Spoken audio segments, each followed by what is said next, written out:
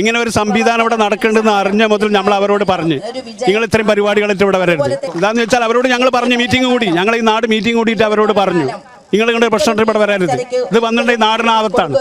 അതൊക്കെ പറഞ്ഞെങ്കിലും കൂടിയിട്ട് അവർ ധിക്കാരപരമായിട്ടാണ് ഞങ്ങളോട് സമീപിച്ചത്.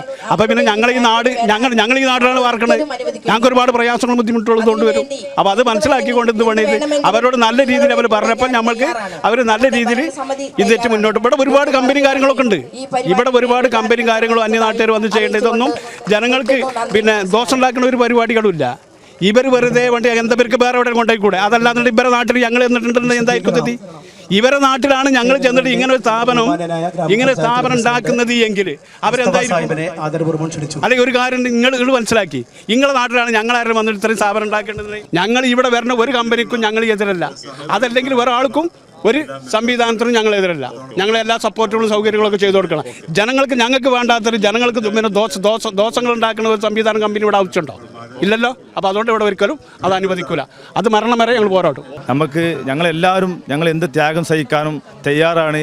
ഈ അറവ് മാലിന്യ കമ്പനി ഇവിടെ അവസാനിക്കുന്നത് വരെ എന്നാണ് ഇവിടെ ഈ നാട്ടിലെ മുഴുവൻ ജനങ്ങൾ, ആ ജനങ്ങളുടെ ഒരു ജനാവലിയാണ്. ഒരു 2-3 ദിവസം കൊണ്ട് മാത്രം തീരുമാനിച്ച ഒരു സമരത്തിൽ ഇത്ര വലിയ ഒരു ജനാവലി ഉണ്ടായിട്ടുള്ളത്. ഒരുപാട് വലിയ പ്രയാസം ഈ പ്ലാന്റ് ഇവിടെ വന്നാൽ ഞങ്ങൾ നേരിടേണ്ടി വരുമെന്ന കാര്യത്തിൽ യാതൊരു സംശയവുമില്ല. അതുകൊണ്ട് ഞങ്ങൾ ഇനിയും 2 വട്ടം ഞങ്ങൾ സൂചനാ സമരം എന്ന നിലയിൽ ഞങ്ങൾ ഇവിടെ നടത്തി. സർക്കാർ ഭൂമി പാവങ്ങൾക്ക് പതിച്ചു കൊടുത്ത ഭൂമിയിലേക്കുള്ള 5 മീറ്റർ റോഡ് ഇവർ കൈയടക്കിയിട്ടുണ്ട്. അതുപോലെ തന്നെ ഇനി പാവപ്പെട്ടവർക്ക് പതിച്ചു കൊടുക്കാനുള്ള 4 അടി വഴി ഇനി അതിൻ്റെ ഇടയിലൂടെ പോകുന്നുണ്ട്. അതൊക്കെ പിടിച്ചടക്കിക്കൊണ്ടാണ് ഇവർ ഈ 2 ഏക്കർ ഭൂമിക്ക് പൊല്യൂഷൻ കൊടുത്തിട്ടുള്ളത്. ഈ പൊല്യൂഷൻ കൊടുത്തതിൽ വരെ ഞങ്ങൾക്ക് അധികൃതരോട് പറയാനുള്ളത് എന്തുകൊണ്ട് ഇവർ പൊല്യൂഷൻ കൊടുത്താൽ അതിൻ്റെ സ്കെച്ച് പരിശോധിക്കേണ്ട, അതിൻ്റെ ഇടയിലൂടെ പോകുന്ന റോഡുകളൊന്നും നോക്കാതെയാണ് ഇവർ ഇത് കൊടുത്തിട്ടുള്ളത്.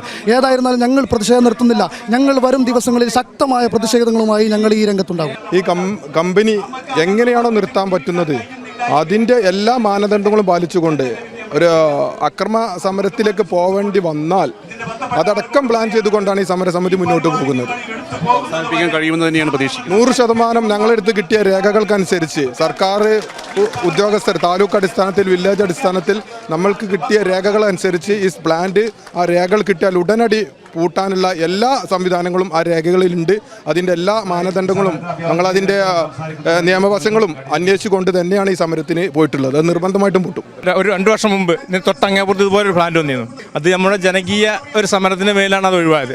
ആ ടീമാണോ മറ്റു വേറെ ടീമുകളോ എന്താ അറിയില്ല. ഏതായാലും ഇവിടെ വളരെ വിപുലമായിട്ടാണ് ഇവിടെ വരുന്നതെന്ന് പറഞ്ഞിട്ട് അറവ് മാലിന്യം എല്ലാ മാലിന്യം ഉണ്ടെന്നാണ് ഇവർ സംസ്കരിക്കുന്ന പ്ലാന്റ് എന്ന് അവർ പറഞ്ഞു. ഞങ്ങൾ ആദ്യം പറഞ്ഞത് എന്താ വെച്ചാൽ ഇത് ഒരു ഫ്ലൈവുഡ് ഇതാണെന്നാണ്. പക്ഷേ അങ്ങനെയല്ല ഇത് വരുന്നത്. അറവ് മാലിന്യമാണ് ഇവിടെ വരുന്നത്. മാത്രമല്ല ഇവിടെ ഈ പ്ലാന്റിൻ്റെ അടുത്ത് പോയാൽ നിങ്ങൾക്ക് കണ്ടാലറിയാം, അതിൻ്റെ അടുത്തുനിന്നാണ് നമ്മൾ ഈ താഴേക്കുള്ള വെള്ളത്തിൻ്റെ സ്രോതസ് ആരംഭിക്കുന്നത്. കുടിവെള്ളത്തിൻ്റെ സ്രോതസ് ഈ ഇവിടെ നിന്ന് മലിനമായി കഴിഞ്ഞാൽ താഴെയുള്ള വീടുകളിലെല്ലാ കിണറ്റിലും മലിനമാവും. കാരണം ഇവിടെ നിന്നാണ് നമ്മൾ അവിടത്തേക്കുള്ള വെള്ളത്തിൻ്റെ ഒഴുക്ക് തുടങ്ങുന്നത്. ആ മഴക്കാലത്തൊക്കെ ഇവിടുന്ന് വലിച്ച് അങ്ങോട്ട് പോകും. അതോടുകൂടി എന്തായി നമ്മളെ കുടിവെള്ളം നശിക്കും. പിന്നെ അതിൻ്റെ മാലിന്യത്തെ പറ്റി നമ്മൾ കോഴിക്കോട് ഫ്രഷ് കട്ടിനെ പറ്റിയൊക്കെ അറിയാം. ഇതുവരെ തുടങ്ങിയിട്ട് 2 വർഷമായിരിക്കണമെന്ന് പറയാം. പക്ഷേ 1 വർഷം മുമ്പാണ് ഞങ്ങൾക്ക് ഈ വിവരം കിട്ടിയത്. അന്ന് തന്നെ ഞങ്ങൾ ഇവരുമായി ബന്ധപ്പെട്ടു. അവർ മീറ്റിങ്ങിൽ കൂടി. അപ്പോൾ ഞങ്ങൾ പറഞ്ഞു നിങ്ങൾ ഇതല്ലാതെ വേറെ എന്ത് തുടങ്ങിക്കൂടി, ഞങ്ങൾ എന്ത് പിന്തുണയുണ്ടാവും. ഇപ്പം നിങ്ങൾ ഫ്ലൈവുഡ് കമ്പനിയാണ് പറഞ്ഞു, ഞങ്ങളെ പിന്തുണ ഉണ്ടാവും. പക്ഷേ നിങ്ങളെ 1-2 ആളുകളുടെ ലാഭത്തിന് വേണ്ടി നമ്മുടെ ആയിരക്കണക്കിന് വീടുകളുള്ള കൊച്ചു വീടുകളുള്ള ഒരു ഗ്രാമമാണത്. ആ താഴത്തേക്ക് ഇറങ്ങിയാൽ വലിയ സമ്പന്നരൊന്നല്ല ഇവിടെ ഉള്ളത്. അവരുടെയൊക്കെ ജീവനും സ്വത്തിനും അവരുടെ ഭാവി തലമുറക്കും ഭീഷണിയാവുന്ന ഈ കമ്പനി ഇവിടുന്ന് ഒഴിവാക്കണമെന്ന് മാത്രമേ ഞങ്ങൾ പറഞ്ഞത്. പാവങ്ങളായ ഞങ്ങളെ നശിപ്പിക്കാൻ വേണ്ടി ഒരുങ്ങിയിരിക്കുകയാണ് ഈ തരത്തിലുള്ള പ്ലാനുകൾ. അതുകൊണ്ട് എത്രയും പെട്ടെന്ന് ഇത് പിൻവലിച്ചുകൊണ്ട് ഈ പാവങ്ങളായ ഞങ്ങളോട് സഹകരിക്കണമെന്നാണ് ഞങ്ങൾക്ക് ഇതിനെക്കുറിച്ച് നടത്താനുള്ളത്. ഞങ്ങൾക്ക് വെള്ളം നാശമാകുകയാണ്. കുടിയിൽ പാർക്കാൻ പറ്റില്ല. വാസനയുണ്ട്. ഞങ്ങളെ വെള്ളം പോയി നാശമാവും. അതുകൊണ്ട് പൂട്ടി പോകണം. ഇതിവിടെ നിർത്തണില്ലെങ്കിൽ നിർത്തിക്കണം. ഇതിവിടുന്ന് മാലിന്യം ഇവിടുന്ന് എടുത്തു പോകണം. ഇതുകൊണ്ട് ഞങ്ങൾക്ക് എല്ലാ ജനങ്ങൾക്കും കുട്ടികൾക്കും എല്ലാവർക്കും പ്രയാസമുണ്ട്, ബുദ്ധിമുട്ടുണ്ട്. കുടിവെള്ളം മുഴുവൻ നശിച്ചു പോവുകയാണ്. അതുകൊണ്ട് ഇത് ഇവിടുന്ന് എടുത്തു പോകണം. തീർച്ചയായിക്കൊണ്ട് നമ്മളെ ഈ ഒരു വിഷയം ഈ മാലിന്യ പ്ലാന്റുമായി ബന്ധപ്പെട്ടുകൊണ്ട് നമ്മുടെ നാട്ടിലെ പിന്നെ വെറുതെ ജസ്റ്റ് ഒരു വാട്സപ്പ് ഒരു ഇതിൽ പറഞ്ഞപ്പോൾ തന്നെ ജനങ്ങൾ നമ്മൾ വിളിക്കാതെ 100 കണക്കിന് സ്ത്രീകൾ ഈ സമരത്തിന് തയ്യാറാവുകയാണ് ചെയ്തിട്ടുള്ളത്.